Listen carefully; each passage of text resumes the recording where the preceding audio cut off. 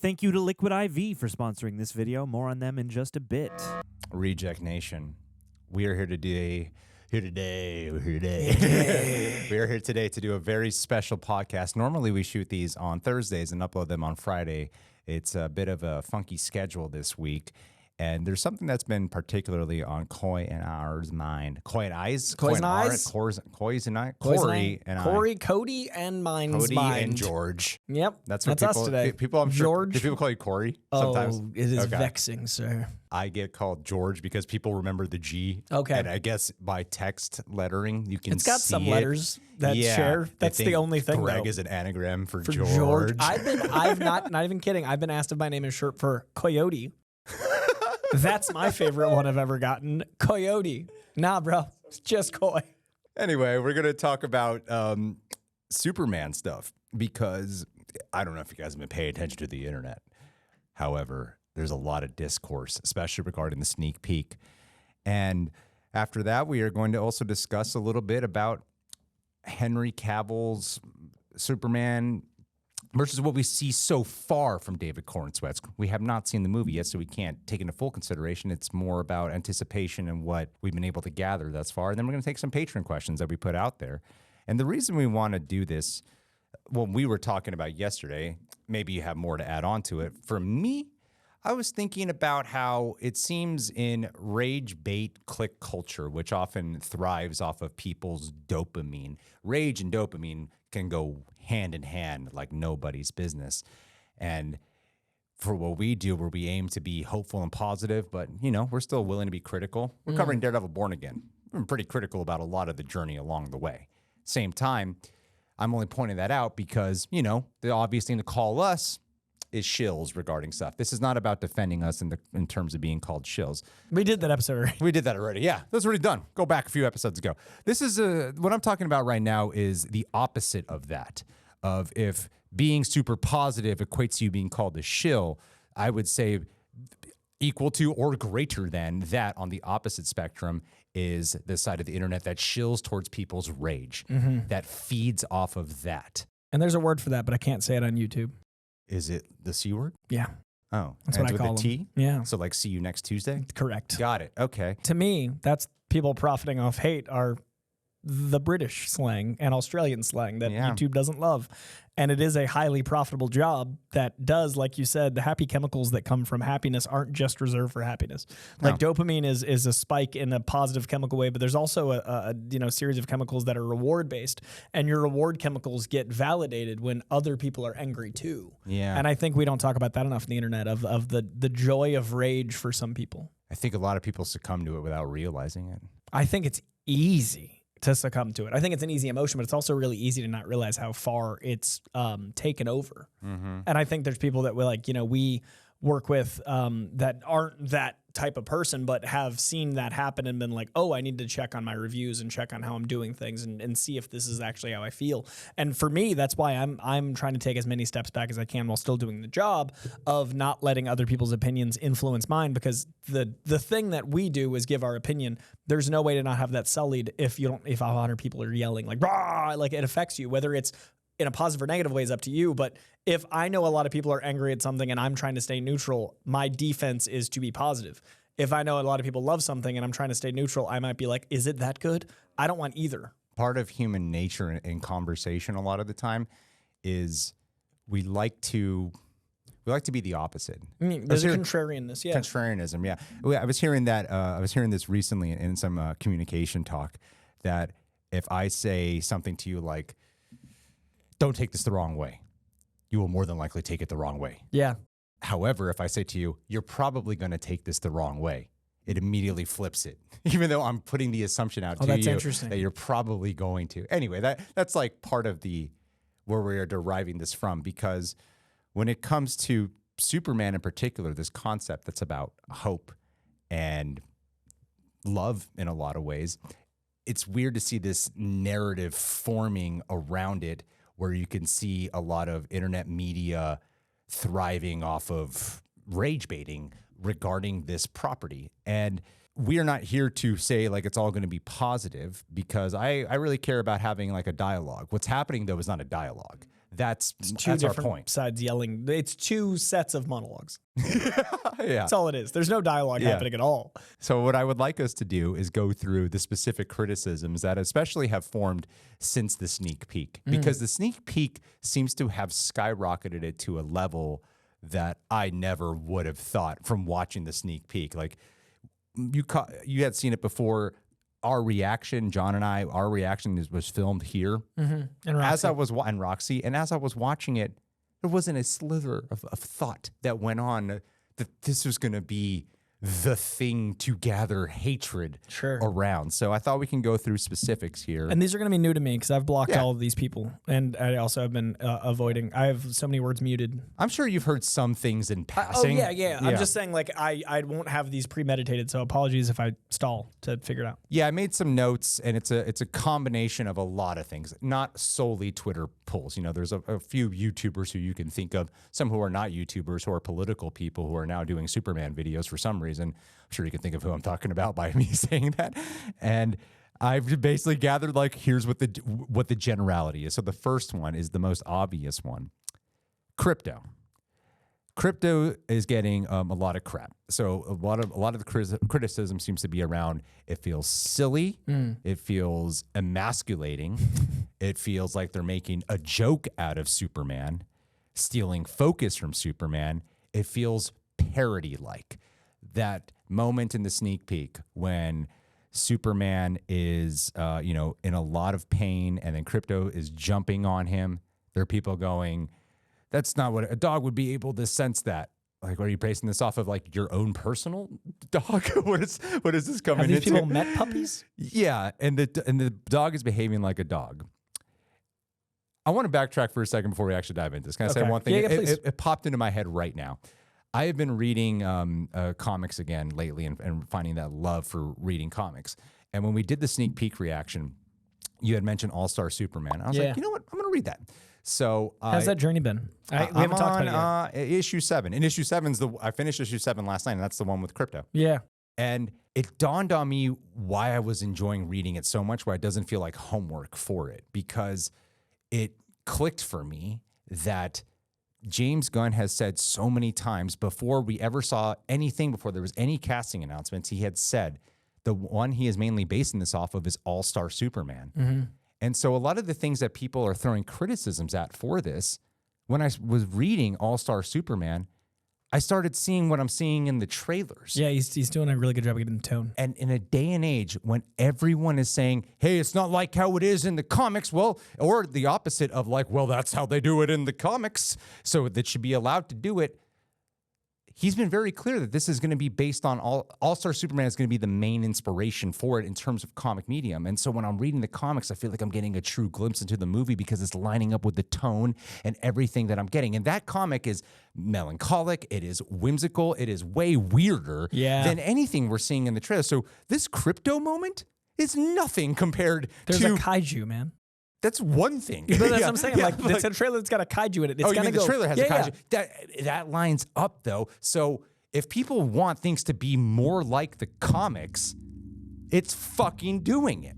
It's there in the trailer, so you don't know what you're talking about. Got to tell you that. You don't know what you're talking about. Do the research, and you'll see it's like the comics. And my issue is it's Superman has been around for 70, 80, 90 years.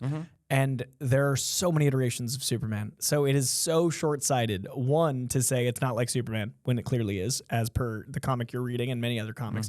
But two, to say this isn't my Superman when the movie's not out yet. And because of moments that are very authentic to the highly fantastical, super sci-fi, outlandish, otherworldly, golden and silver age Superman, it is just like All-Star Superman, but it's also like tons and tons of other comic books. So to be so short-sighted is to say, like, that's not Superman when it by definition is. And because we've had different takes on Superman. And I'm so happy that so many people connect to certain ones. But the people that connect to certain ones that are mad at this one, they're not understanding that some of us have waited for this one their whole lives. Like, we didn't have the technology to do this with Christopher Reeve. We didn't have the technology to do this with Tom Welling. And to me, Smallville is the closest I've gotten to Superman on screen in a way that I felt connected to. But you can't do any of this stuff in a show on the CW. I'm sorry, it's just not going to work. Yeah. And Brandon Routh's, I didn't connect to as much because I hadn't been growing up in the Christopher Reeve one.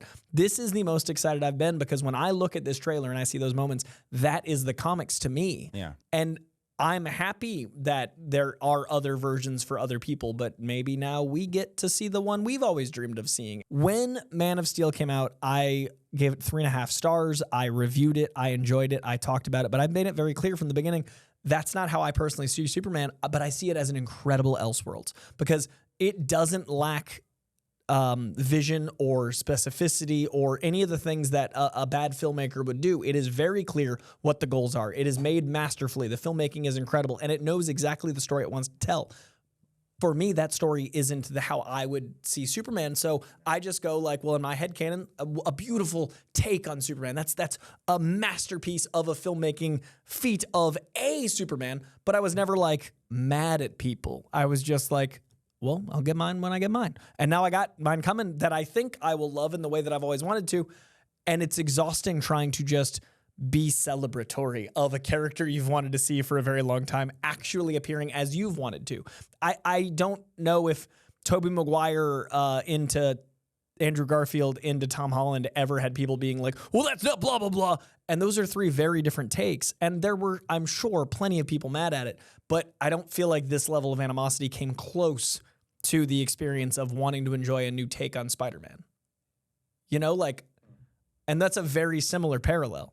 Toby and Tom, real different takes. Andrew, real different take. Andrew's my favorite. He's the least liked one in pop culture because he's too handsome. Sorry, Andrew, you're handsome. He's out of the favor for a lot of people, though. He's so good now, but like, how long did it take? Take a long time. Well, going back to specifically in the trailer footage, what's happening with Krypto involved is like it felt too silly, felt too parody-like. And in addition to that, what people have been saying is it feels like a weakened Superman. And to me, at least from my point of view, it's important to show a Superman who is having a physical struggle. You can't have the hope. You can't have the courage. You can't have the overcoming an obstacle without first putting him in a position where it seems very difficult. You have to have the struggle first. Otherwise, there's no accomplishment in the end. It's kind of basic. Yeah, it's really storytelling. It's foundational. It's to tell a story. So, you know, like I do want to go into like the Henry Cavill section later. When I see this footage, though, I have the exact opposite response to what a lot of these criticisms are warranting. Like this dog and the relationship, James Gunn has been very upfront about what this dynamic is supposed to be like. That they're working together is a journey in and of itself. He's not the perfect dog for him. Yeah. It's not the dog that immediately listens to him. That this dog is a little rambunctious, a little sporadic, you know? And what better way to show a good person than to show someone that's frustrated with a dog that's trying to not show their frustration? I love that someone is so kind and wholesome and they're like, okay, like that's, I mean, Superman having to deal with something that's erratic and out of his control is so much more interesting than just like, I have heat vision, guys. Like, what do you want? Trying to exercise the patience. Yeah. And another thing too is you're going to watch a relationship grow. Have you guys never had that where there's a pet or an animal who you didn't get along with or didn't get along with you or you're having a hard time and then eventually you become simpatico with them? I have that with the cat we have right now. I was on the final episode of My Cat from Hell because I had that. Canonically in documentation, he has had that. There's a cat named Watson where I know it's not the same as a dog, but I've had that where it's like this cat keeps attacking me and keeps hurting me and it's not the way he's treating anybody else, but for some reason this is happening. I'm scared to be around this cat. And it took a long time and now it's been like years without him attacking me and he really trusts me. So I see that in there. And I'm like, why would I want to watch a movie where it's already established? Let's watch the growth. And it doesn't feel that comedic to me. Krypto's a powerful dog, and then the dog helps save him in the end. Otherwise, what's the point of having the dog if the dog can't do anything? And it's man's best friend, but super level. Like, I want to see that bond form, not be default. Watching the dog help save him, I don't know where this interpretation has come from that it's suddenly emasculating or weakening Superman when I'm like, we don't know what point in the movie this is at. But it would be more pointless to have Krypto there if Krypto doesn't do jack shit. Right. So maybe have the super dog there so the dog can actually help out in a fight or help out when Superman's weakened to show his purpose for being there. Yeah, I don't understand the idea of something assisting something being emasculated. That's such an odd... It's going in tune with the whole thing of like Superman is like yelling a lot. Superman is... when he's getting hurt, that's the thing. That was the part that people are jumping on. Is like when the dog's jumping on him, he's like, because the guy's injured. Yeah. And the dog's a superpower. The dog has Kryptonian strength, and he's pouncing on the Superman who does not have his Kryptonian strength at the moment. Also, the healing scene of the sun, like clearly his organs and bones are mending. Like he's repairing himself in that sun. So clearly there's internal damage when the dog is jumping. Like it doesn't seem that complicated. The sun thing has been a massive criticism of him getting exposed to the sun, and they showed how strong the sun was. They mentioned it verbally. Like they said that, it's like X number of more strong sun rays, and they showed magnifying glasses, and then he's clearly healing like from a damn it to me, having not seen the film. But everyone is going, not everyone, this one camp is going, Superman is supposed to get strength from the sun. Superman that's where healing he's is found. strength. Healing, yes, exactly. And healing can be painful sometimes. That's true healing because you're healing from pain. It's kind of basic. I at the end of the day, like, do these people matter? It'll affect box office if enough people get. I just think. What I want the audience that watches this show to grasp for me is that there is a line in the sand where if someone says something stupid enough, you just don't ever take anything they have to say again. Like there has to be, like I have like a 3 strikes rule with like if I've muted someone and then I unmute to read it and like they said something else dumb, I'm like, I don't need to bother with you again. If someone says something that's hurtful to people I care about, or if they say something that's so dumb that I'm like, I just don't trust you'll ever be worth hearing from, then I just block them.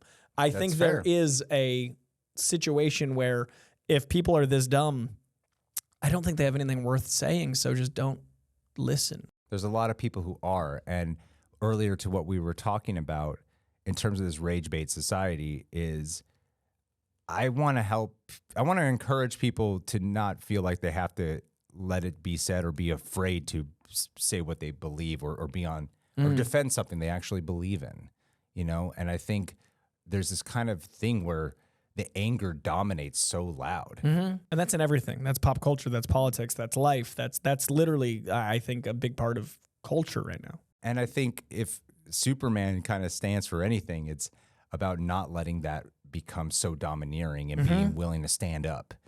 And so it might seem like this is solely a movie, but I think it kind of speaks to a bigger thing when you think about the symbolism behind it all, of what symbolism Superman means, and then the way this is being treated. Like when Variety's doing like an article about it. Like, are you kidding me? Yeah. Do you remember the Coy's Comic Corner when I was talking about how this might be the most important movie of the next 10 years because of that? Like I did a whole thing when we started talking about the tone and when All-Star Superman was referenced. This was 2 years ago because it was just off the one image that James Gunn decided to pull. And I was like, if they do All-Star Superman and they make Superman this big aspirational figure, we've been through like our generation, like let's stick with millennials because that's the only thing I've ever been. So I don't have any other context for other generations, but we've been through so many financial crises. We've been through a pandemic. And in our case, LA has been through strikes and fires. And we just haven't really had a good time in a long time. And it's easy to make that turn you cynical. It's easy to start to believe nothing's ever going to get better. It's easy to start to want to just become the keyboard cowboy and rally and lash out. But it's not a way to live, and it's not going to serve you, and you will regret the rest of your life if you look back at 10 years of being a little bitch. So I think more than ever, we need a character that is like, I deal with this, but I know they can be this, and I also have this supporting me, and I have all of these beliefs, and I'm not even amongst them, but I want to be as good as them, and I believe, and to have a character that makes us want to be better, and that does uplift us, and he's doing it out of complete selflessness, that he gets nothing out of saving us. I think more than ever we need aspirational figures that aren't walking amongst us, but they're not malevolent gods. They want to be walking amongst us. we need inspiration, aspiration, and characters that have the ability to inspire beyond the screen. And that by definition is Superman when you do it right. And we need that now. So the last thing we need is commentary and deconstructionism and versions of this that are takes when we haven't had a take that feels like that in so long. We've got Homelander, we've got Ultraman, we've got all these things that can be that. It's been a while since we've had the true glowing sun of hope in anything. And I think that's why Ted Lasso did so well. I think that's why Shrinking does so well. I think that's because it is the exception, not the rule. It's not common to have hope right now. So I think more than ever, we need a character and we need a take on a character that is only that. So it doesn't make sense to me to even bother with these people. I think what you're speaking about too is how so much of power is portrayed in a way of how it can be corruptive and evil and prey on the weak. And to me, at least from getting back in tune with like, what does Superman sort of mean to me? And what should Superman mean? And Superman is a symbol of someone who has all the power, and it's about helping those who are less powerful. And if we're talking about inspiring, that's what I feel like this Superman ought to represent, as helping those who are less powerful. Just in the last month, because of the Superman movie, which I have not seen, just because of Superman coming out, I am already retweet engaging with less and less assholes because I'm like, you know what? I would rather be a place that people feel comfortable, and I want to be a voice for comic books that, you know, someone doesn't want to accidentally say something stupid and have me be a dick to them. And like the movie's not even out yet, and I'm already like, you know, if I'm talking about inspiring and aspiring, I'm not saying it about me, but the last thing I want is for people to have the last tweet down, be like, hey, maybe be a better person, and then the next tweet up, me being like, ha ha ha. So like even with that, I'm less apt to be as much of a dick as I like being, and like it's already working. The character's that empowering and powerful that I'm already like, you know, maybe a little less of this version of me. And I want that. I'd rather be a better person. I'm just full of miles of vitriol and rage. But if Superman can temper any of that, yes. Yeah. I think to a very specific point that popped back into my head about the whole thing with the sun, I like seeing it in the trailer because it made me get an idea of like, will the movie do this? Because All-Star Superman starts off of it being exposed to the solar power of the sun, and it causing him to be in a position where now Superman is dying. Yeah, the radiation poisoning is like a huge factor. Radiation poisoning, and so when that's in the comics, and you're seeing how the sun being emitted in him is supposed to be healing, I'm like, oh, will James Gunn actually deal with that? Considering how much All-Star Superman inspiration vibes are here, including them robots. Yeah. It's people. That was another thing that I kept seeing people talk about was like the robots are too goofy. This is silly, and it's got the James Gunn humor on it. I'm like, it's like the comics came from like comic strips where he leaps tall buildings in a single bound, more powerful than a locomotive. Superman is from an era of like, this is Superman. Yeah, and so the pain of the sun, even though the sun heals, the pain that could happen to him from the sun is also ingrained in the DNA of the thing that you keep saying this is not based on when it is. Yeah. Yeah. I don't really know what this movie will actually be about, but yeah, and I don't want to be part of that camp that's like profit off negativity. And I also know understanding the fine line because we're here kind of like in defense of give it a chance. That's all I'm saying so far. And I think on the macro, what we're trying to do, and you got so excited about doing this today. Like you said at the top of this, we usually film this on Thursdays. Scheduling got messy, so we're doing it early. And there was a moment where it was going to be me and someone else. And like there was a moment of pure excitement for you. And I'm always like, whenever we have a chance to do a podcast that you're excited about the theme of, I will move my schedule around. I will make it work. And what excited me was the macro of this, removing Superman from the equation, removing comic book movie discourse from the equation, removing all of that, looking at the macro for me of the human condition. And even if we bring back the lens of Superman, but looking at humanity, there is no reason for us to encourage profiting off negativity. There is no reason where that should be a through line that we celebrate.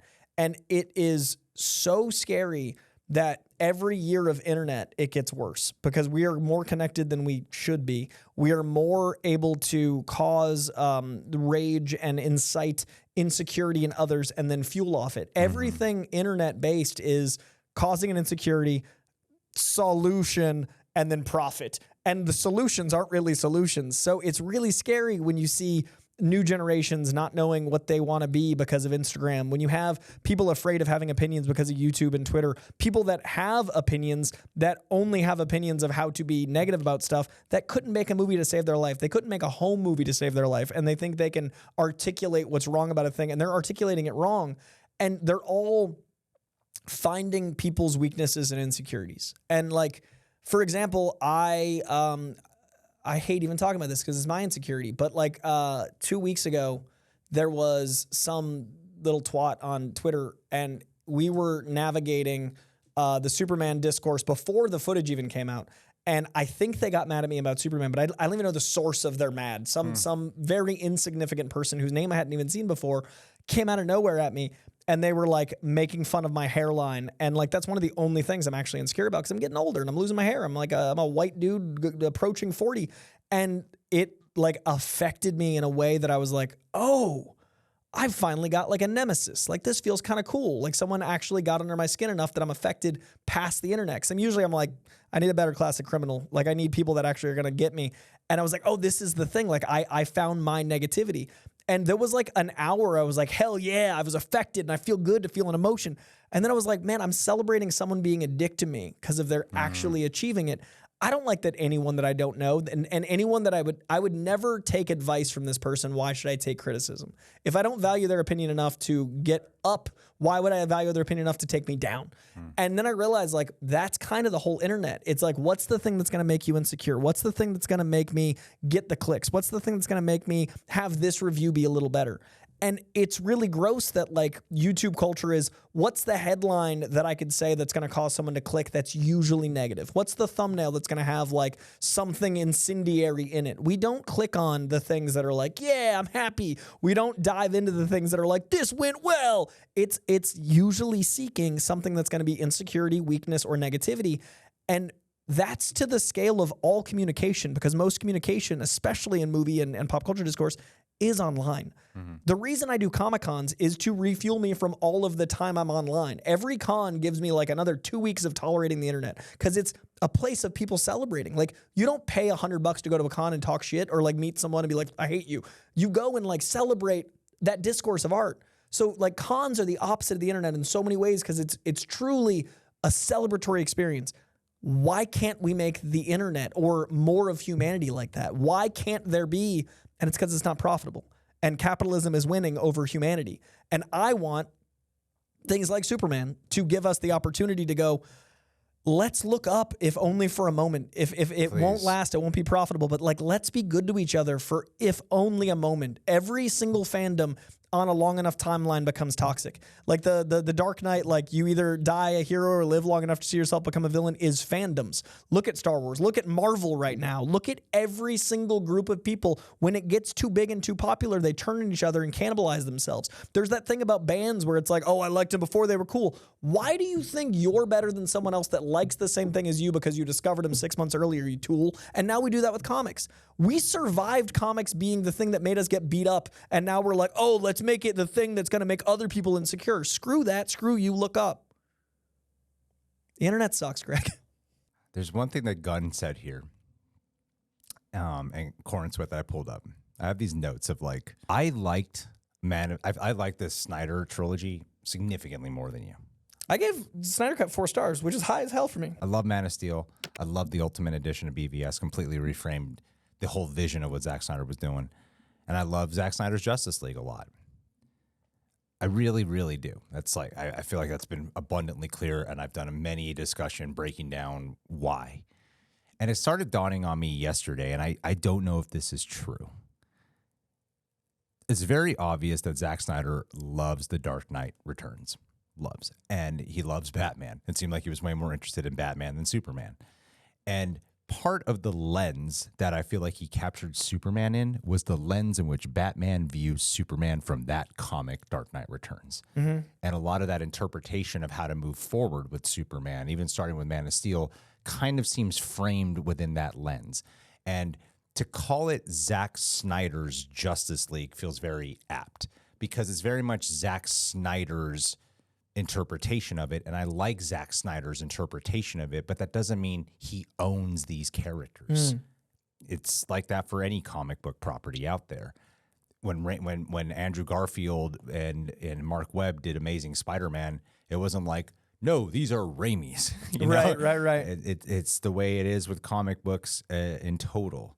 And to what you're talking about, it got me thinking. I have some like basic notes from what I think some of the interpretation with, because I understand like the arc of Henry Cavill's Superman was coming into where he could be a little bit more accurate. Some people say that, and I'm like, but in Zack Snyder's Justice League 2, he's supposed to be like super dark. But it seemed like Henry Cavill, I think he was a bit at odds with the studios, even when he thought he was coming back, in terms of they're not going to go the Zack Snyder's Justice League route, but he might be able to actually do his own Superman thing and be the Superman he always wanted to be. Seeing in Black Adam is That's what I mean. Fantastic. It did not seem like they were going to continue the Zack Snyder route. He was going to be more traditional Superman the way he wanted to go. So it seemed like that arc might have been there. So I started making notes of what I've been hearing about what they're going specifically for this Superman. And Gunn said, and this first note is called "He Leads with Hope and Kindness." Gunn said he sees the darkness but chooses to be the light. And Corenswet said, doing good in a world that thinks good is corny. That's the world we live in now. And I'm like, that is a perfect representation of Superman, where the Henry Cavill one definitely leaned a little bit more into like, people were a little afraid of Superman. They explored that concept. There's a little bit of cynicism around it. And I like that conversation. And I like that all take. This to me, though, of the intention of what they're going with for this Superman from stuff like that alone already lines up completely way more with Superman than what we got most prior to David Corenswet is what I'm getting at. I've always thought, and I really like, that's a very well put assessment of the through the Batman lens, because even before Batman's introduced in Man of Steel, that does feel like the Frank Miller assessment of Bruce Wayne's view of Clark Kent up until they really get to know each other. And to me, those movies are fantastic, but you call the Justice League movie the Snyder Cut because it's more Snyder than Justice League. And I have no problem with that. And like I said, I've given 25 films in the history of movies 5 stars. I don't give 5 stars. 4 and 4.5 stars is damn near perfect. And if all comic movies are in one thing, I've probably given like 30 comic movies ever 4 stars. So that puts Snyder in the top for me. Like the Snyder Cut is amongst the greats because there's probably 200 superhero movies. If 30 of them are there, that's top 10% or whatever the math is. So like, I really think the Snyder Cut does something special. That said, it's a commentary. It's a version. And I think of certain runs that is in, especially in the 80s when we were going through so much darkness, especially in like the pre and right around post-Reagan era, like the whole Reagan time of America. It's like the Nocenti John Romita Jr. run of Daredevil, where they're dealing with New York as it's crime-ridden, and it changes how Daredevil navigates the world. Just like Reagan was affecting the world, DC had that with Batman and Superman at the time. That is so essential and great that we have it. But I think right now we don't need to look down and to look at darkness and to look at how Batman would see Superman, especially a cynical 80s Batman.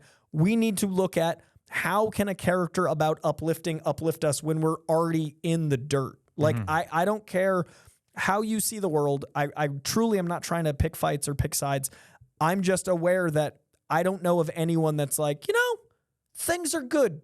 I don't feel like a lot of us are feeling that. No matter what, we're either mad at something we feel like someone else did to us. We're mad at the situation we've been handed. Like, there's an anger, no matter where you align, that I think we all need to be lifted up out of something. So now's the time for the 40s, 50s, 70s, all-star 2000s Superman. I don't think in 20 years, maybe things are better and then we go back to this other take. But I would love to see some of the being good is corny right now, and that is so unfortunate.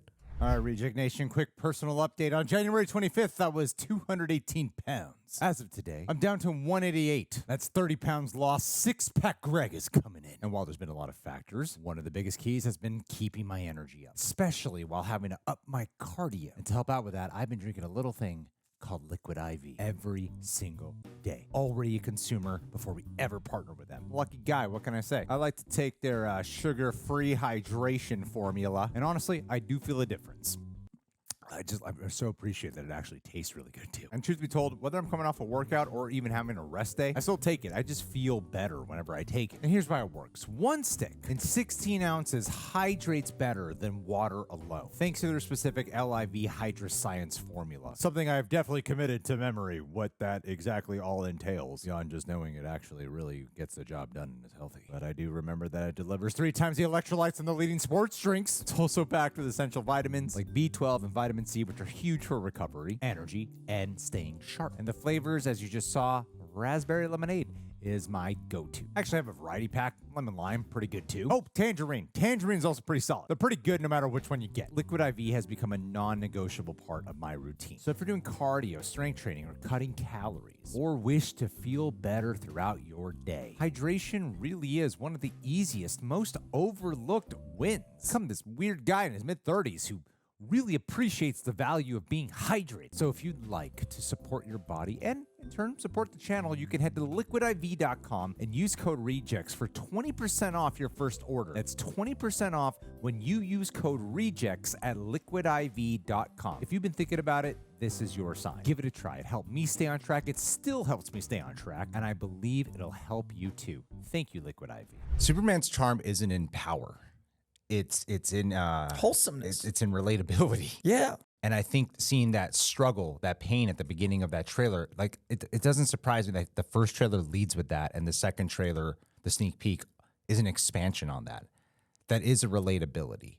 And what I feel like Snyder kind of did with Cavill is he leaned a little bit more into not Clark, but Superman with a bit of a God complex to it. You know, there's even that scene in the church when Jesus is posed behind him. There's a lot of like things that people love to do with like Christ allegories of Superman. Whereas I feel like when you're looking at that Superman in pain in the beginning, it's an indication that it's not Superman who's going to be central. It's Clark Kent. Clark Kent is actually going to be a central piece that's going to deal with his real identity and explore him as a reporter. You have the scenes with Jonathan Kent, explore him as a son, explore him as a boyfriend, explore him as a friend. Watch him walk amongst us, not above us, is where I think they're going. With the knowledge that he can walk above us, but chooses not to. Because that's a real leader. And that's and that's what the character I want to see Yes. do. And I think that he has reverence for Lois Lane. Like he's in awe of his wife. He's in awe of her as a reporter, as a woman, as a leader. I'm so not ready for the commentary of, oh, look, this man reveres a woman, emasculating. Like, that's insane. That's why there's so many sad men out there. Like, that's going to be really hard to navigate. And, like, because I do think Clark is going to be a key focal point, and I do think Clark deservedly worships Lois. And again, I haven't seen the film, but you cast a strong Lois Lane because you have a strong character in Lois Lane. And Rachel Brosnahan is a force of nature who studied journalists to get into the mindset of the character. Journalists are strong people. They have to endure the world and get to the truth of things by their nature. And Lois is a Pulitzer Prize winning one of those. So I think Lois is going to be an incredible anchor for Clark and an incredible strength for Clark. But I also think that that's going to be another thing that makes it feel so different from other interpretations. We haven't seen him with, Lois in that way on the show. We have that incredible show. I haven't seen any full length. I've seen like clips, and I love their relationship, the Tyler Hoechlin show. But like in the movies, I think it's going to be a huge centerpiece, and I don't think that's been the case for a while. It's undoubtedly, and I think a lot of this is not solely from trailer interpretation. From comic interpretations, from casting interpretations. What cast has also said is from what directors have also said. And I think both Zack Snyder and James Gunn, rare is the day where I hear what their intention is and then I watch their movie and I go, what did you know? Usually their intentions line up with their execution. And from everything, the intentions of what they're putting out there, they've been giving us a lot of the why behind their choices. They're breaking down the philosophies a lot, and that's what they're putting out to the public. So that's what's making me trust, at least this is what this version is going with. So this is not solely from trailer footage. This is a lot of it is from what they've also been saying. And the other aspect that I think is very prevalent in this trailer, Cavill's Superman feels very detached a lot of the time. I don't think there's any argument there. Cavill's felt very detached. It's almost to the point where it was not even almost, it's in the DNA of the movie, unsure if he actually wanted the role of being Superman, whereas Gunn's Superman seems, from what we're hearing, is that he chooses to help even when it hurts. That is true inspiration to me. That clip that everyone is dogging on, it shows a guy who is not emotionless. It shows a guy who's emotionally vulnerable. And that is the way you can get to putting even more stakes at Superman beyond physical things. That's like, oh my God, is kryptonite in his DNA? Does he have radiation stuff? Emotional vulnerability is a way you can actually get to Superman, and it makes him relatable too. I think that's also going to be a thing that connects some people to him and disconnects others. I think a character that gets strong and then disconnects is something a lot of people identify with. I think a lot of people that start working out do it out of a place of like, well, if I'm big, no one's going to bug me. And like, no one's going to like, you know, I stay out of my way. I look huge. And I think some people identify with that idea. And that is an authentic take. I understand why you would see that character that way. But at the same time, you had to have Ted Lasso be a silly mustache dancing, you know, throwing dad jokes around in order for us to accept the aw shucks golly gee. And that's something that not everyone's going to identify with. So it is true to the character. Clark Kent is a wholesome, corn-fed boy from Kansas that's going to make dad jokes, that's going to be endearing and aw shucks. But I think it's going to be hard for people that see him as someone who is a behemoth monster of a man built and detaches because he's trying to navigate world and have an existential crisis. I think these are two different crises, and I think it's okay if you identify with the other one. But what isn't okay is being mad at people that want the new one. No, because this to me is, when you're seeing Fortress of Solitude, you're seeing Krypto, it's not something of embarrassment. It's not something of parody. Joy, It's man. joy. Exactly what I was going to say. It's comic book joy. It's celebration. And I am annoyed that when I hear about it, it's like you hear in passing, you don't hear much of the detail. At least, I don't know, maybe it's my algorithm, but I don't really search for the hate. I don't. I feel like it's being fed to me when I'm not even searching for it. I don't search for the hate. And then I see it becoming the dominating conversation, and I'm like, well, I want to be here to give some like specifics. That's what I wanted to do here. To the details of like to defend with the journey too, because hope is about something ahead of you. Hope is about looking forward to something and praying that it turns out all right in the end. And this lead up to it is being clouded with so much of the opposite. And I'm like, no, man, if you're a real Superman fan, this isn't how it goes. Yeah, and a real Superman fan wouldn't be like angry at anyone. No. Like by definition, like just liking Superman means you're not trolling. Because what? Yeah. I don't know. I don't think you can show Superman strength if he never struggles. Some people feel like he's going to do Guardians again, but with like a cape. I don't worry about that personally. To me, it's Superman with his soul back. Yeah. You know? And I love that you like those movies enough that you're giving the both perspectives their time. And I hope people hear how much I enjoy the Snyder Cut and Man of Steel. I didn't connect as much with BVS, but how much I appreciate those films for the commentary they are. And like you can check my Letterboxd like from years ago. I rated them that then. I've been public about my opinion of them.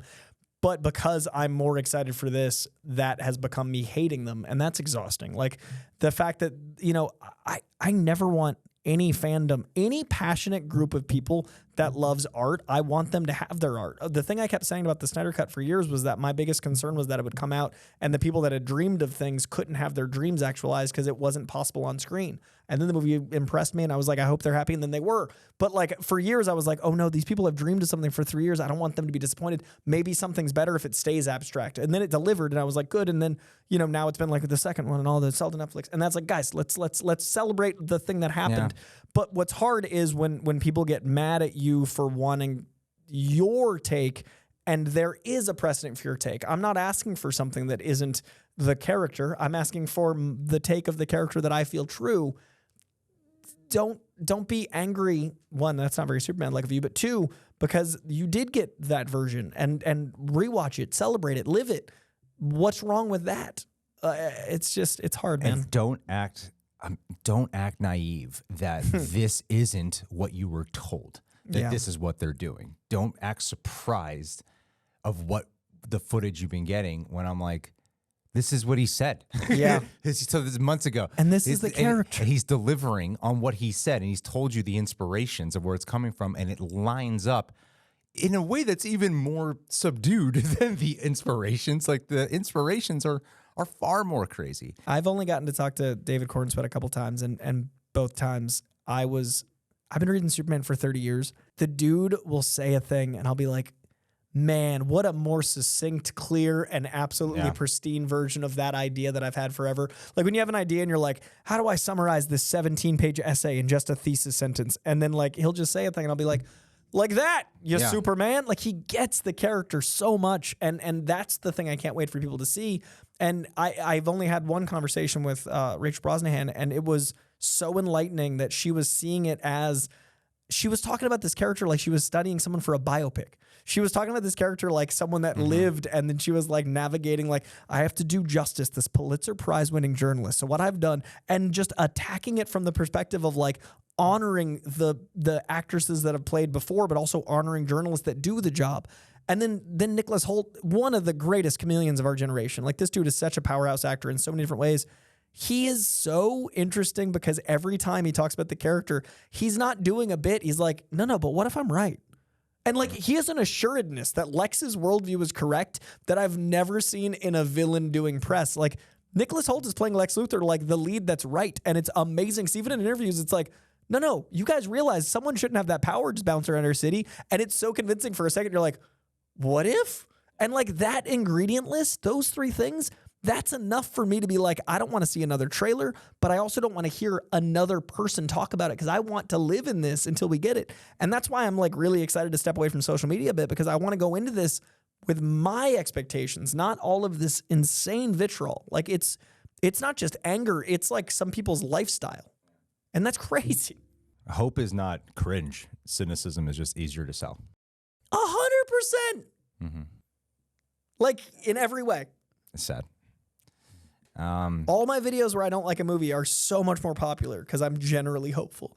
Like all my videos where I'm talking about stuff, oh, of course you like everything. As soon as I don't like something, but I told people how to review it, I put it out, gangbusters. That's what I mean. I don't want people to feel like they don't have to be hopeful anymore. In order, I feel like you have to be all positive. Like if you actually watch this show, we're clearly not all positive. The one part of the criticism that I have heard that I'm like, I do feel like maybe a little bit of interjecting in the marketing would be a little helpful there because, you know, like in All-Star Superman's pretty sad. He's a pretty sad guy. Sure. He's going through death right now, and he's kind of doing a bucket list of things. And the part in the trailers that I'm like, oh, you don't really see much of the charming, smiley side of his personality. Like you would see a lot of more of the melancholic side. And it might be a little bit difficult to sell people on hope when you're not seeing that smiling charm that you're used to from Superman. So that's probably like the one thing that I'm like, yeah, it would be nice to kind of get a little bit of that infused in the marketing. Yeah. But no, I mean, it's like we bob and weave, we go in and out of a bunch of different things that it's like sometimes we're real. I think in this rage bait culture, what ends up happening, to tie it back around to that, what ends up happening is they clearly play up the rage. The way people might accuse us of the thing of playing up the positivity, which I don't agree with. Like, no, I have a belief, I have a conviction that there is a play up of the rage and a washing over of anything positive. So it's like they'll really lean heavily in a rage and be like, I mean, yeah, this might look good and this might look all right. Like, but it's so passive. Yeah. So like, it's get it out of the way so you can say you said some positive things, but no emphasis on it. Yeah. But ridiculous magnification of the things you are angry about that you probably are not really angry about because this is not Superman to you. But those people, your thoughts become your identity, and your identity is how you think in day-to-day life, not just your work.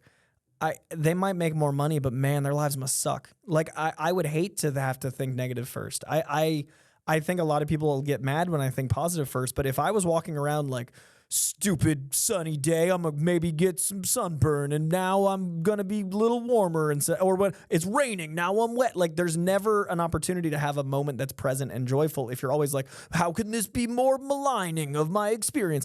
Oh, God, yeah, look for the negatives to make. If your day goes by, you have to look for the negative to make money. And if that's your life, when it's your reviews, if you're a comic person, if you're a movie person, you're a TV person, that's gonna affect the rest of your life. Yeah, I guarantee their significant others hate them.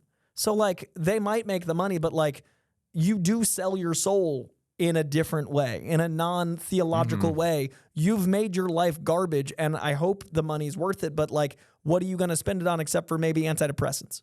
Yeah. Like, so like at the end of the day, I would much rather do what we do, and I would much rather endure the shill and all this stuff, because like, I'm genuinely, I think, a happier person for it. And I think these characters gave me that as my childhood. When I was growing up, I was imbued with this sense of looking up, and I was imbued with this sense of like positivity and finding ways to survive, like, you know, your power and responsibility, and finding ways to look for good. One way to know these people clearly don't either understand, comprehend, or read is that didn't work for them. And we are not saying they will have not made it to this point in the video, but I'm going to say it's that way. I know we said it and it's recorded. And I mean it. I really mean it. We are not saying that criticism equates to negativity. You don't have to love the trailer. Oh, no. And everyone that doesn't like the character for the not reasons we're talking about, I hope you understand we're not talking about you, and I'm sure that'll be misquoted. But anyone that is like, oh, it's not for me, I don't like this shot, I don't like the color use, I don't like the suit, that's not what we're talking about. We're not attacking everyone. Yeah, and I'm not even attacking the sad. Honestly, not even attacking. Yeah, it's kind of like the thing larger than that, outside of the person. The macro. Yeah. But like, I honestly, if you don't like this trailer, I don't think you're suddenly cynical or a bad person. Yeah, like, exactly. I hope that isn't the take. And if I can miscommunicate it or yeah. But if I communicated poorly, you're thinking with me too, dude. Yeah, it's not that. It's the people we're talking about are the people we're talking about. Yeah. But the people we're talking about are often the voice for this side. Exactly. And that's what we're talking like, about. Actually, a great example for me was the Marvels came out. And Agatha came out, and all of the people that I've been like, why are you like this? Suddenly people were lumping me in with them, and I was like, me not liking the first few episodes of Agatha doesn't negate the years I've said these things. Also, I can just not like it. It doesn't mean I don't like women. And like the Marvels, I was like, what do you mean? Like I'm a misogynist for liking this. These are non-woman-based reasons this doesn't work for me. Likewise with this, if those are your reasons, that's what we're referring to. But if you've got other reasons you don't like it, like, that's not you. That's the hard part of it now. Tribalism, tribalism is exactly where I was going to pull, is that negativity and positivity lumps you into either category now, right? So like we might feel a pressure to be negative, we might feel a pressure to be positive, and we don't want that pressure in our lives because we want to be honest. And being honest does not mean you're negative or positive. It doesn't mean it has to embody what you're trying to sell or get clicks off of. If we're critical of something, that doesn't mean we're trying to get clicks off of. Like, I've done it with stuff in the past. You know, I'm not a perfect human. I've done things that I regret, but I grow and I learn. I make failures and I learn. And it's like, this is, in a lot of ways, Real Rejects is a documentation of a lot of choices I've made in life because it's been going on for 10 years, you know? And when it comes to that, I do know, and like, a lot of times I've given into that without knowing I was giving into it. Like, shit. Maybe I didn't really care as much about Ezra Miller as I thought I did, you know? Like, and I've been the other way. I've been overly positive where, like, I remember completely. I've been the other way too. Yeah, like I remember walking out of the Love and Thunder premiere and like the crowd and like that was an experience for me that was really telling, because like I was like, I drank all of the Kool-Aid twice. Like I was like, I just such a good time, and I didn't like Ragnarok as much as most people, so I double knee-jerk reacted. Like I didn't think the humor in Ragnarok was my thing, and everyone loved it so much I was like, Love and Thunder's got to be what people like, right? And then I was nervous to like, you know what I mean? I was like, this is what we wanted, everyone. And then I came out of the premiere that was so full of joy, and I genuinely like Marvel. And then a few Marvel missteps made me overreact to wanting to like Love and Thunder. Ragnarok made me want to overreact. The premiere experience, by the time I was out of there, I was like, I think this is the best Thor movie. And then like a week went by and I was like, oh, no, that was nothing of what I felt during the actual movie. So I think there is a pressure that comes from the fact that we do this for a living, which is an honor to do, the fact that we get to talk about this. And Greg and I had a really interesting moment yesterday where we were talking off record, outside of his like the studio. And there was a moment where I was describing like what fulfills me and what doesn't. And very flippantly, I was like, reactions don't fulfill me like they used to. And then I was driving home and I was like, no, they do. What doesn't fulfill me is thinking about how I need to compensate for my overreacting to people's opinions about my reactions. I love the reaction. I love sharing in art. I love sharing in the experience with you and the people we're doing videos with. And I love that John and I get to talk about music and incorporate that into videos way too long. But I love that those human experiences happen. But then by the time I think about it again, it's because of the comments, it's because of the other variables. But then I ruin the moment because I'm like, I don't think reactions are fulfilling the same way. That's not the thing. It's everything that comes after. And that's what I'm afraid of with going into movies and out of movies is if I can't separate subconsciously or consciously everything that led to the release, or as soon as I walk out, like everything that's going to come from everything I say, then I'm not being fair to the people that are watching. You guys are giving the only thing that we cannot replace, time. And if I can't do my job and be my authentic self because you're giving me your time, which thank you, then I need to figure out how to separate that. And that's what I'm working on doing with videos like this, with things like taking a step back from social media is you want my opinion, that's why you're here. You want our discussion, that's why you're here. It needs to be clean like fresh snow. I agree. And for me, it always depends of the situation. Sometimes I'm not influenced at all, or I don't even care. And sometimes I want to stand up. I watched Andor recently, getting involved in a lot of understanding a lot of whys and my anger problems and all these things. And I'm also like, feeling like, oh, I kind of want to stand up for what I believe in. Yeah, man. So that's where I'm at with stuff. So I'm less like, I've had that where I'm like, that's not out yet. I've had that where, get ready, guys. Spoilers for comments. Spoilers. Something I'm very paranoid about. See what makes the cut. It's not even the worst thing that I've ever said. It's that it's so not something I would normally say. But anyway, I enjoyed having this talk because I want to dialogue about it. And who knows, we might hate the movie.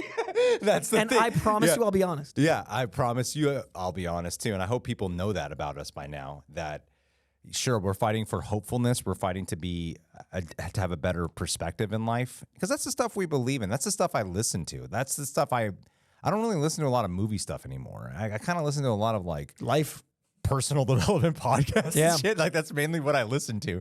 Listen to communication stuff because I'm a better communicator. And then something happens where when I'm recording, a lot of that starts going out the window and I get in my own head and I get flooded and I get anxiety and all these things. But like even me being honest about that right now, it's like I'm learning that. So yeah, that's what I'm trying to embody more of who we are off camera and put it on camera. And that's what I wanted this show to be. Like from the very beginning, we've been doing like 10 weeks of this. We said we wanted to be able to be ourselves, not our at us is like online. Like this is that conversation. And full disclosure, like that was part of my conversation when I started the DC Studio Showcase was I wanted to be able to give my honest opinion elsewhere.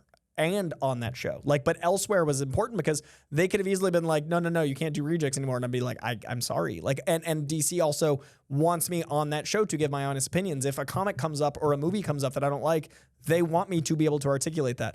So far, The Penguin came out and I loved it. So and Creature Commandos I loved. So a lot of people I see, in the comments being like, how can I be an honest opinion on other things if I'm working for them? That was part of the initial conversation because it doesn't want to be a commercial. It wants to be a conversation at that show and at this show. And if I was silenced, I wouldn't be able to be honest anywhere. So I think Superman's going to be really interesting because I hope I love it as much as I've loved what I've seen so far. But I'm going to want to be completely honest because I do think this is a Superman for a new generation. Yeah. And if it doesn't land, I don't want that entire generation of people that are like, that's Superman, to not trust what I felt about it. Mm-hmm. The perseverance to preserve integrity is a big part of what's going on here with like learning to lead a company right now. Like there was something, I won't say who, there was like a little thing where someone said, it was like a little lie. It was the tiniest little lie. I won't say who, but it wasn't even like a big deal. It was like, oh, just say this, that why you can't make it. And I was like, I appreciate that. We can't lie though. like I get it. I've done it. I've done many little lies like that. I've done the whole thing of like I'm out of town when I'm not. Like Don't post from home today. Yeah, I've done that, you know. And I say these things to hold myself accountable. And so my point with that, why I'm bringing this up, is because if you were in a position where you had to lie, I would be like, Coy, I don't think we can do this. Yeah. I would be here with you going, this is not going to work. We man. had that talk then and now. I had to ask you about it. Yeah. So, yeah. And that was very important to me because I've been doing this for 10 years. That's only been a few months. I can't throw away 10 years for a few months of this new thing. And that isn't who I am. And I think that's a big problem with a lot of studios. And that's one of the things I love about DC Studios is they want to know what the fans want. They want honest opinions, and that seems to be how they're making some decisions is comic opinions. Like, it feels so comic-centric. It feels so like, what do the fans want? Like, if you'd ask a suit about Sergeant Rock, that would not been on the top 100 list of DC characters. But the excitement of fans with a cult character that can branch out a universe, that feels so not suit-ish. Like, it's the studio. Like, that would never happen. Like the Kool-Aid movie. Like, we're making the art stuff. And I think that's from a fan perspective, and that's exciting to me. I appreciate that, man. Listen, I'm getting a little stressed because I saw the time and I'm feeling my heart rate rising. All right. So I want to honor, though, the patrons who put out some questions. Oh, yeah. John, do you have questions? We probably have like 10 to 15 more minutes. I do, and I found a very nice place to start, as a matter of fact, with our questions. How many do you think? Do you think would be a wise one to answer? And then that way, Coy and I could be a little bit aware of time when we're answering. You want to do like 4 or 5? Okay, 4 or 5. Yeah, sounds nice. 2 minutes each allows 1 to 2 minutes each. All right, cool. All right, the first one comes from Madison Farr, and it kind of gets to some of the stuff you were talking about before. Madison says, I'm a cinema and television studies major graduating this semester. I took a really great film criticism class where we wrote our own critiques for blogs, newspapers, and even Letterboxd. We had a really great discussion about the evolution of film criticism. How do you feel about the rise of amateur film criticism, such as Letterboxd? Do you feel like it dilutes the seriousness of film criticism, or do you think it democratizes and revitalizes it? Oh, Coy, please, as someone who's not on Letterboxd, I'd love to know your Great opinion. question. I love this. Hey. I think it does a better job actually showing a pulse because Rotten Tomatoes is a plus-minus system that aggregates so many different people's opinions and then gives a percentage number that then is people's like thought of what that is. 83% doesn't mean 83% of people liked it. It means 83% of those critics either said it was pass fail, and a lot of people misinterpret those shades of gray into a color spectrum. It's not that. Letterboxd will let you see like what people gave it, like 1 star, half star, 1.5, 2.5. Like you can look at it and see an arc. And I think that is democratizing. But at the end of the day, I never think anyone should listen to the masses' opinion over their own instincts because the masses are never going to have your lived-in experience. So I think democratizing film critique is as beautiful as the democratization of film. I think that, iPhones shooting film and editing being a lot more accessible and actors, filming outside of their house and getting those opportunities is a beautiful opportunity. But I also think there's the extreme of that, which is like the TikTokification of movie culture where studios don't know how to go, okay, we need to get our film out there. We need to get our voice out there. We need these numbers. We should have that girl that danced that one time and that guy that mumbles be on our red carpet, and then that'll get people in eyeballs. Those eyeballs don't translate to the cinephiles that are on Letterboxd. Letterboxd is going to give you people that love movies in that way, but you need to be mindful of the voices you're hearing. So I wouldn't listen to someone who got viral from eating Twinkies about their take on the new David Fincher movie. But if I see someone rating David Fincher movies, I might click through and be like, oh, do they see these Fincher movies like me? That is an opinion I value. But I would do a little bit more research than just like a broad number on either platform. And I think amateur critique is essential to an understanding of a new generation because every generation is going to have a different experience. I don't think Ebert and Roper's experience of today's films would be my experience, but I also don't think that you should follow one person and say yes, no. If you see something that calls to you, always seek it out, always support art. Worst case, you've helped artists and you've encouraged them to make more crazy stuff. And yes, you've lost 2 hours and $14, but that's better than you hearing someone say it wasn't good and then 5 years down the line watching it and it changing your life and wondering how your life would have been changed earlier, and the theatrical experience has lost you and you didn't have that impact. So I'd say always gamble yes more than no, and be mindful of your source. That's all the time we have for Patron questions. I can. Greg gets the next one. I can pick a slightly more narrow one. I can also listen to you the whole time. I've thought about that so much, so that's just like it's a big part of my life. I would be like, it's fine. That's what we did. We were amateur democratization of criticism. Now we have a career. Also, thanks. Well, in fact, this is a nice segue because I think, Greg, you can speak especially to this next question from Kayla, the king. What do you do to get in the proper headspace before these reactions, and how do you wind down after an especially mentally and emotionally draining one? Oh, my God. Well, it depends on the day, but I have kind of rituals and routines that I go through now, and they're a bit odd. And it wasn't always the case, and it's consistently evolving. Like back in the day when, I used to simply smoke a lot of weed. Back in the day, I used to take more Adderall than what I was prescribed. I would do mainly that. I rely on stimulants in order to function. And now it's a lot more discipline and a lot more work, but it's worth it. The general great feeling to do would be work out, meditate, and now the thing I've done, this is the silly thing, is I will usually now set a timer for anywhere from 5 to 10 minutes, and I will say out loud with my eyes closed usually, or maybe I'm on the road and I'm doing it, say out loud what I'm thinking and feeling subconsciously. Like what people say about stream of consciousness journaling, where you're supposed to write without thinking. That's what I do out loud, so it gets me in the mood to voice how I'm feeling, to activate that part of my brain, the parts of the brain that I don't know what the hell they're called, but I know they're activating something that will allow me to be able to express how I'm thinking and feeling. I'll do vocal warm-ups. I will stretch my face because I need to be able to get in tune with my body to be able to emote and show how I'm feeling.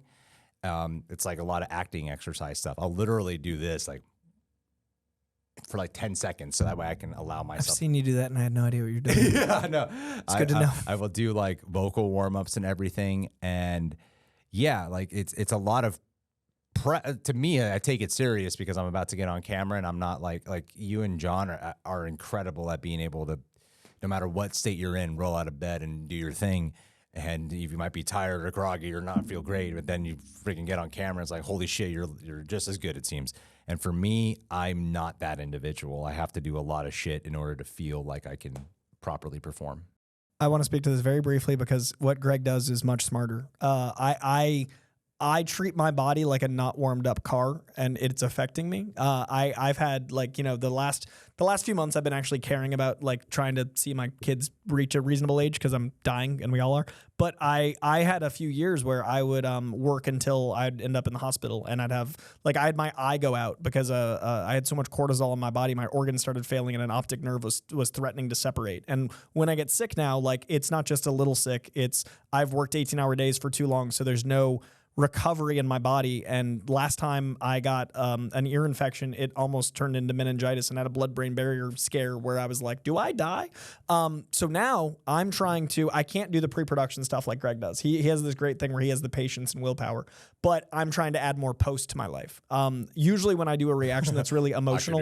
I should do that. Yeah, that's what I mean. But like I see you stretch, I see you do all this stuff, and you're making yourself, whereas I'm like a 1967 Mustang that's like, I guess we're on. And like the oil's in the bottom of the pistons, and I'm like, but after really emotional stuff, I would usually jump into the next thing because I work like 13 jobs. And I found that like I would do a reaction of like a really heavy movie, and then I'd jump into doing a commentary and thing. I'd go see another movie, and at the end of the day, I wouldn't be sleeping. I would just be unconscious. And then after a few weeks, I'd be like, I feel like I'm dead. Like I'd feel hollow. I'd feel empty. And so now I'm trying to implement like little chunks of time to actually process the emotion, process the art, process whatever it is. And this is a new thing. Like we're talking like 2 weeks. This is since I got back in town. And so I'm trying to do what Greg does in pre-production and post. And accept all of the things that happened at me. And this sounds so cheesy, but whether it's, people yelling at me online, people yelling at me in life, a rough meeting, a rough movie, any of those things, it is the culmination of your life experience. Your brain doesn't know that you are watching a movie. That's how you're able to get scared. Like when you're watching a horror movie and you feel fear, it's because your brain is living that thing. And I never gave myself the grace or credit of the density of how much I do in a day. So at the end of a few months, I would just end up very unwell. And so now I'm trying to like, oh, this actually happened. This is an experience. This is a thing. And it can't always be working out because that's just adding more tension to my tenseness. So I'm to answer your question, I'm trying to find my version of what Greg does. And you commend me and John for being able to just jump up and go. I commend you for actually taking care of yourself, man. I appreciate that. I do as well, Coitus. I mean, sometimes it's like, when it's like a 6 a.m., I can't do all that. No, but anything. So, yeah, I have to like do something where I'm like, I take eye drops and I'm warming up my voice in the car. I'll go to the car and I'll do some heavy breath, like some deep breaths. It's something to try to wake my brain up in a way that feels like, okay, I can film now and talk. And it doesn't work a lot of the time. It works a lot of the time too. I have to write down, brush your teeth, wash your face, comb your hair, because I'll forget for days. Like I don't have a thing where my body's like, take care of you. I'm just like, it's April. And like, that's all the time. John, what else we got? Alrighty. Sorry, that's a alrighty. Alrighty. Eric Gonzalez. I'm all over it today. Eric Gonzalez wants to know, this is a bit of a fun, nerdy one, considering the 10-year build-up to Thanos. Do you think Marvel could reverse build up Doom, have him beat the heroes in Doomsday and Secret Wars, then spend the next saga trying to build him up and defeat him? I think that would be a lot of redundancy and a lot of movies that are focused on one thing. And it would get stale after a while. It's like, it's different when it's, I mean, just watch the Harry Potter movies, and it's like 7, 8 movies about, we got to beat Voldemort. You know, like, it's a lot of that. We watched the 4th season of Daredevil, and 3 of them are about, we got to stop Kingpin. You know? And it looks like maybe, okay, anyway, I'll stop saying that. But yeah, that's the, I don't think they could do that. I personally don't think they could. I like the idea as a concept, because I like the inverting a trope is always fun, and I really like your idea. But I think the problem is anticipation in like an act structure is it's always got to be building action. It's always got to be building tension. And if you've already blown your load, it's going to take a while to rejuvenate those balls again to blow another load. So I think you're already going to be like depleted, and the refractory period is not tenable to filmmaking. Sorry, internet. That was just for my brain. Yeah. I don't know what words we can say there, but okay. 3. I would say, okay, let's go one more. I don't think they could do, I think it would rob these stories too, especially if they're doing new characters or sequels. I think it would rob the stories of their potential because it's not a TV show. Yeah, I agree. It would feel like a villain of the week just got held on to for a long time. It's different. And like the Harry Potter world is a much more focused and limited on what they can focus on versus the comic book world where every one of them has their own world to inhabit. Yeah, it's one lived-in universe, not all these pockets of styles. All right, I'll throw this to you guys. Would you like a channel react-based question, or would you like a more broad art-based question? Art. All righty. Amy O'Neill wants to know, if you was to create your own film project, any genre, who would be your dream cast and director, and why? Oh, fascinating. If you have an ensemble, great. I'll allow you just to go with a singular star if that's We easier. don't need like an idea. We could just have like the crew assembled, the cast and crew. I mean, you can interpret this any way you like, but yeah, I guess the stipulations Come are up with a movie idea all of a sudden. pitch the movie, and if you could type out a treatment that I could borrow, no, at least a genre and at least your dream cast and director, and some reasoning behind that. I'd want a Christopher Nolan horror movie. And he used to delve with horror, at least psychological, with Memento and Insomnia. But now with him on a big budget scale, like the last time he often has menace in his films, but he hasn't done a full-blown horror movie. And I don't know what that would look like from Christopher Nolan, but a Christopher Nolan horror movie, and you got to have his eyeline white man lead, Ryan Gosling. I love that. I was gonna go Gosling as well, but then I realized that would be a must for you, so I went a different direction. I want a David Fincher, Tom Hardy movie. close. I do though. No, but I want. I think Tom Hardy is extremely funny, and he doesn't get to do a lot of comedies because of the way people perceive him. And I think that Colin Farrell is extremely funny in things like Banshees and In Bruges. I want two of them buddy comedy. Shane Black. Oh, that's a great one. I want to see them show that side of themselves. And like, you know, I was thinking like a Nice Guys sequel y'all want, but instead of Ryan and Russell, I want Tom and Colin. Well, okay, you know what a real fan one that I would actually want? Like I don't really have a specific story, but we do these legacy sequels. Mm-hmm. I would love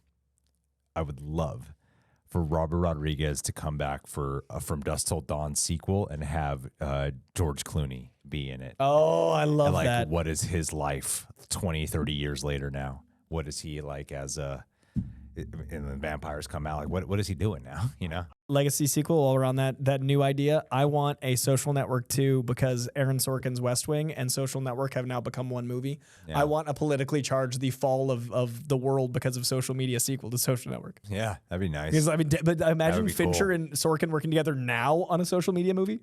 Oh shit! They were so far ahead of their time. That was 2009. So do you guys want like Coy's politically charged commentary movie or my silly fanboy Well, film with one old man brings George joy, Clooney? mine is dystopia. I don't know, but the hopes that Robert 2010. Rodriguez hasn't lost it. 2010. Yeah. It's been 15 years since The Social Network, and it was a horror movie then. It's been like 30 years ever since. That's true. That's This true. is From Dusk Till Dawn, I'll say. What's From Dusk Till Dawn? 96? 95? It's not the same year as From Rosenberg, Dusk right? Till Dawn is 1996. Yeah, okay, yeah, 96. I rarely get years right. All right. Well, that was a nice wind down. Yeah, fan questions are fun. I like that. Cool. Thank you guys. Well, we'll make more time next time. It's a crazy week right now.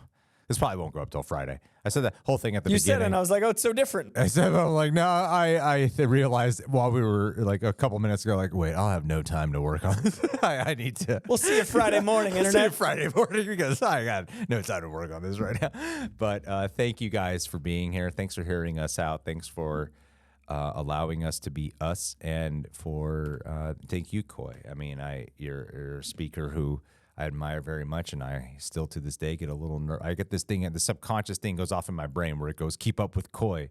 And it usually takes me a few minutes to be like, no, settle in and roll and flow, play music with Coy. don't try to keep up with Coy. Take Coy for a walk. Yeah. Squirrel. Coy's my crypto.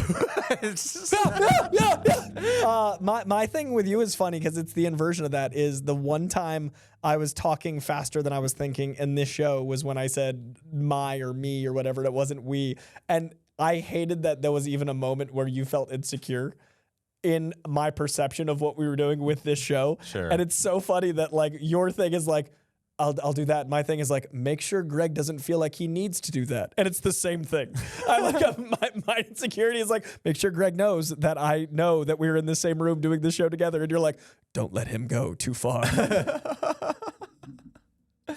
I just wanted to point out one thing about the Superman stuff. Please. What's more Americana than a boy and his dog? Literally. All the most like classic coming of age novels are about a boy and his dog. Yeah, but you beat your dog when he's out of control. You put the dog down. He's down in the well. This dog's too loud. The neighbors are complaining. You put him down. We're moving. Put the dog down.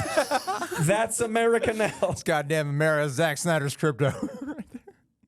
Oh, Jimmy Zack Snyder's Olsen. crypto would be Zack Snyder's Cujo is what it would be. Yeah, I was gonna say Zack This Snyder. dog's a goddamn Clark's gotta save him from a pound. Friggin' he'd snap his crypto's neck by the end of that. Bright Burns, It Cujo, would Crypto. Be, yeah, it would be a Superman versus Crypto movie.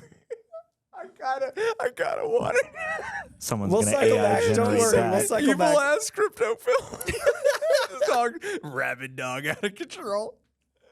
Only Superman. Just a is- tattered That'd be red cape on a dog. heartbreaking. It's like a dog coming out of like a little dog pen, but it's got a ragged red cape on it. Yeah. And it's like scowling and looking around. Oh my god, it would be a heartbreaking experience. You have to like hurt a dog that's super powered, but it's murdering everyone. You're only better. The only one who understands him is you. Call your boy who made Brightburn. Yeah, no, that's real. After Locked, you jump on it. All right, guys. Well, thank you so much for being here, and we'll see you guys soon.